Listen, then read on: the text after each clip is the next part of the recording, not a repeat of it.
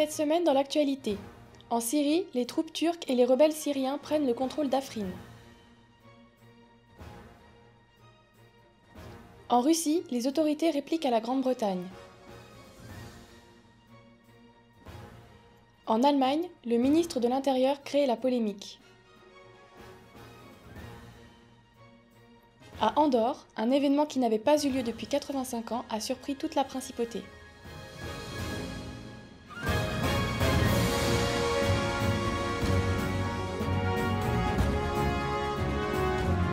Bonjour et bienvenue à tous. Depuis le 20 janvier, l'offensive opposant les forces turques à l'armée kurde fait des dégâts considérables dans le nord de la Syrie.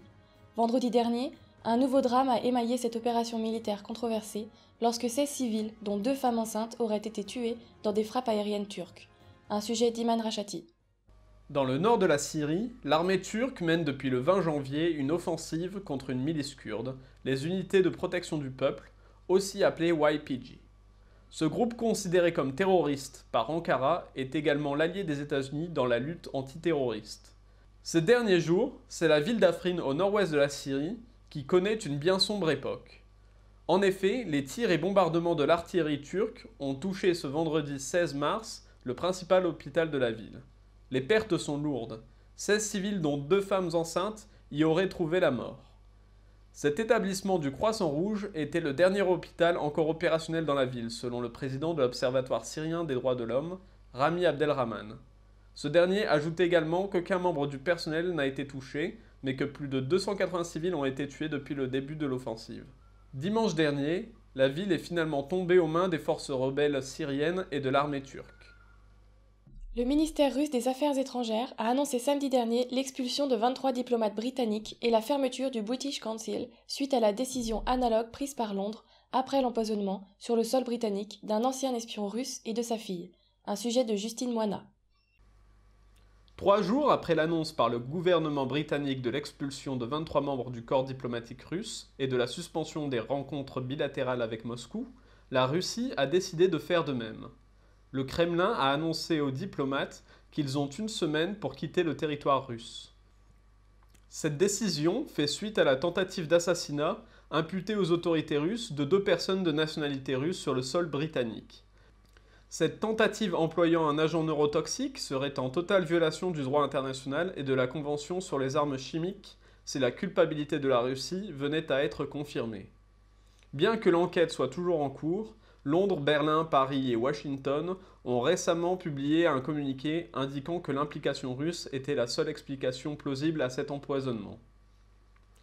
Une accusation fermement démentie par les autorités du Kremlin. Le Conseil de sécurité de l'ONU a été saisi par la Grande-Bretagne et l'affaire est au programme du sommet européen des 22 et 23 mars. C'est en effet la première fois qu'une arme chimique est utilisée en Europe depuis la Seconde Guerre mondiale. Ce vendredi 16 mars, Horst Seehofer, le ministre de l'Intérieur allemand, tout juste arrivé au gouvernement, a créé la polémique en tenant des propos semblablement islamophobes. La chancelière Angela Merkel n'a pas manqué de se désolidariser lors d'une conférence de presse. Le pays, traversant déjà une période de tension après les dernières élections, voit les clivages grandir entre les élus en fonction. Un sujet d'Iman Rachati. Le 4e mandat de la chancelière allemande Angela Merkel commence assez bancalement.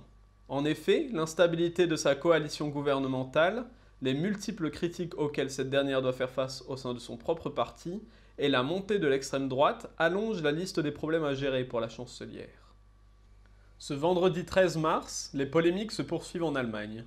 Le ministre de l'Intérieur, Horst Seehofer, a donné une interview pour le quotidien allemand Bild dans lequel il remet en question la place de l'islam au sein du pays et affirme l'identité chrétienne allemande.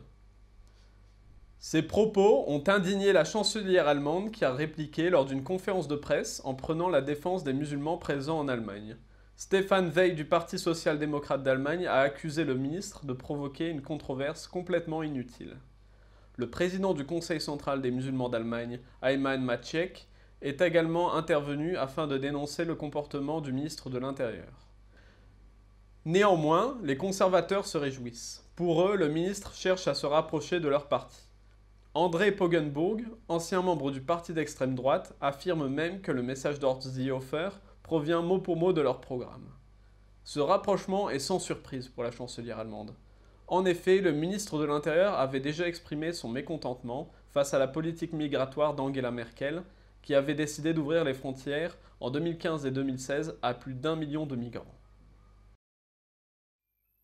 La principauté d'Andorre, voisine de l'Espagne et de la France, s'est mise en grève pour protester contre des réformes de la fonction publique. Un mouvement de telle ampleur n'avait été vu qu'en 1933. Un sujet de Justine Moina. Anthony Marty, chef du gouvernement de l'Andorre, doit faire face depuis jeudi dernier à une grève contre sa proposition de réforme de la fonction publique. C'est le premier mouvement social depuis 85 ans et il est suivi massivement par les fonctionnaires. 29% des fonctionnaires suivent le mouvement et ce chiffre monte même à 80% au sein du corps enseignant.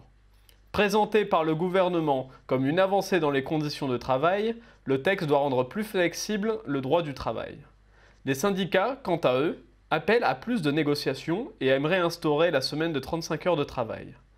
La réaction gouvernementale n'a pas été longue et un décret instaurant un service minimal pendant le débrayage a été publié. Les grévistes ont déposé un recours contre ce décret, le qualifiant d'abusif. Une pétition a également été lancée pour demander la démission du chef du gouvernement. Pour Anthony Marty, la réforme honore les fonctionnaires et il prévient d'ores et déjà que certaines requêtes, dont la semaine de 35 heures, ne pourront être acceptées.